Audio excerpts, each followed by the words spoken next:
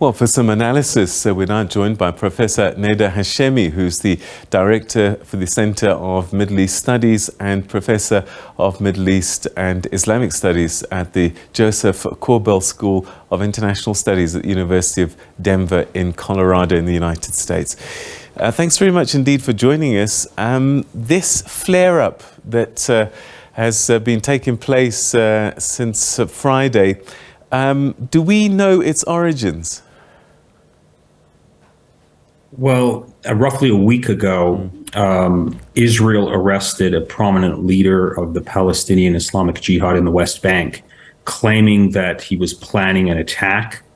A few days later, again, claiming that the same group in Gaza was planning to attack Israel. Israel launched an air bombardment of the Gaza Strip, killing a top Palestinian Islamic Jihad commander, which resulted in Palestinian groups firing rockets into Israel. So that's the official Israeli story. But I don't think we should, let this particular flare-up in violence be understood outside of its broader context. And that context is that you have roughly 5 million Palestinians in the West Bank and Gaza living under an apartheid situation, according to Amnesty International. And then you have roughly 9 million other Palestinians who've been dispossessed by Israel, who are living as refugees around the world. So that's what we know. Where are we in terms of the ceasefire that was supposed to kick off earlier this evening, I'm told? Well, the latest reports are that there will be a ceasefire that will start 11:30 this evening in Gaza or Israel time. I suspect that ceasefire will probably hold. But the big question is, what about the day after? The day after effectively means for millions of Palestinians returning to a life under siege in Gaza. The siege in Gaza has been in place, backed by the Egyptian government for 15 years. We're talking about one of the most densely populated parts of the world. And then, of course, in the West Bank, you have a situation of ongoing expansion of Israeli settler colonialism and a broader apartheid situation engulfing, the entire Israel-Palestine conflict. So that's what likely is going to happen. And I suspect we'll have a repeat of these types of incidences as we get closer to the November Israeli election. I mean, the big question here is, why did Israel, launch this attack? Was there a preemptive strike? But I think politically speaking, hitting Gaza and claiming that you're a tough Israeli politician who can protect Israel from Palestinian rockets gets you a boost in the opinion poll. So I think that's really what's driving this recent flare-up in tensions between Israelis and Palestinians. Help us understand the power groupings inside Gaza. We see that in this past week, Hamas has pretty much stayed on the sidelines, and this militant group is the one that's engaged Israel. But sadly, ordinary Palestinians always bear the brunt of all of this. Who is this militant group, and where do they fit into the landscape of power in Gaza? Well, they're a minority militant group. They have very close ties with Iran. They're financed by the Islamic Republic of Iran. They have a few thousand fighters.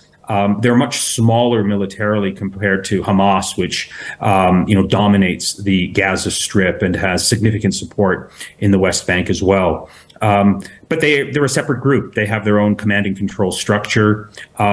It is safe to say that their numbers and I think their popularity among the Palestinians in the Gaza Strip and in the West Bank is growing, largely because of what I said a moment ago. The despair, the humiliation, the frustration. It only makes rational sense that people living under a colonial, occupied, apartheid situation will lose despair in the absence of any meaningful hope and a peace process, and will gravitate towards more militant expressions of their frustration. And that's really what this small militant violent group known as the Palestinian Islamic Jihad. That's what they're about, and that's where they derive their support from. And this loss of life, which is always much heavier on the Palestinian side, Tel Aviv, in the meantime, will say that all of this is justified. Yeah, and it just highlights, number one, the gross and colossal disparity in power. Israel is one of the most powerful countries in the Middle East. Even on a global scale, Israel is very powerful. It has the backing of, a major superpower, the United States and the European Union. And on the other side, the Palestinians are effectively abandoned. They have a monumentally corrupt and incompetent internal leadership in Ramallah. And then the previous support that the Palestinians could rely on, at least rhetorically or symbolically, from neighboring Arab states, as we all know, that has withered away as well. All of these Arab dictatorships have struck separate deals with Israel to back up their own sagging legitimacy within their own societies, effectively throwing the Palestinians under the bus. And so right now, the Palestinians have never been weaker, have never been more impoverished, have never been more frustrated with their collective plight. And sadly, there seems to be no light on the horizon. Joe Biden was in Israel and Palestine last month, and he effectively sort of made it known that there would be no effective peace process. The United States has no interest in contemplating any diplomatic initiative or investing any political capital in trying to solve this conflict. So the cycle continues. And as you mentioned correctly, it's the innocent civilians, largely and overwhelmingly Palestinian, who pay the colossal price. It seems that Egypt always plays the peacemaker in these scenarios. And I just want to understand this because people point to Egypt in terms of perhaps even aiding and abetting in the blockade in Gaza. Well, that's correct. I think Egypt's role here is really to prove that it can deliver services and provide a useful role to the United States and to Israel by brokering a ceasefire whenever conflict erupts. So it's really a disingenuous role that the dictatorship in Egypt is playing here. It participates in and is deeply complicit in the ongoing 15-year blockade of Gaza. But at the same time, it tries to broker a conflict, not because it's really interested in reducing Palestinian suffering, but largely, I think Egypt is interested in sending a message to the United States, which, sends Egypt over $1 billion a year, that it can play a role in reducing tensions whenever there's a flare-up of tensions. And so I think that's fundamentally what Egypt is all about. They have no interest in, supporting a just resolution of the Palestinian conflict. They're interested in their own narrow, internal concerns. I'm talking about the Egyptian military, and that's staying in power and pleasing the countries that financially back Egypt, primarily the United States. So I think earlier on you asked the question, what happens next? Yes, there may be a ceasefire for now. Every time that there is a flare-up like this, do things shift? They never quite get back to where they were before each conflict.